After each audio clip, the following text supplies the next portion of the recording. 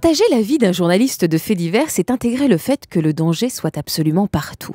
Dans la poche de cet inconnu à l'imperméable, dans laquelle se cache peut-être une arme blanche pour braquer la boulangère, dans les bois de cette forêt où se planque peut-être un évadé de prison qui se nourrit depuis des mois avec des mauvaises herbes ou des marrons, cette bande de jeunes devant le McDo est certainement le groupe de têtes pensantes d'un gros réseau de trafic de drogue de l'Est parisien, et enfin ce passant à la veste en jean qui fait semblant de lire un journal est forcément un flic en civil chargé d'assurer la protection d'un haut dignitaire africain qui veut rester incognito.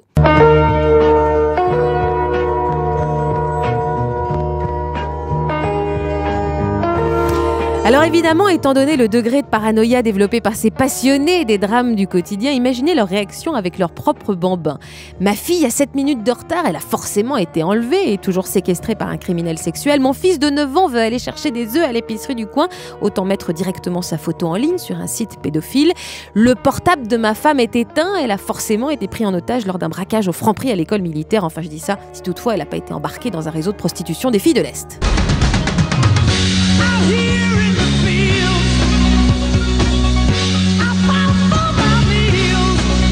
Ça ressemble un peu au générique d'Alerte à Malibu, les experts. Les experts, donc. Alors, je ne me moque pas évidemment des faits diversiers puisqu'il est évident qu'il vaut mieux prévenir tous les dangers. Cependant, quelle vie imaginer pour ces hommes et ces femmes qui côtoient la détresse, le drame des familles, la noirceur de l'âme humaine, les histoires de vengeance, de déviance, les accidents de la route, les meurtres au quotidien. Comment retrouver la sérénité quand on rentre chez soi le soir? Eh bien, c'est une des questions que l'on va poser à nos invités de ce kiosque aujourd'hui. Ce sont des experts des faits divers. Bienvenue dans Et si c'était ça le bonheur sur Europe 1.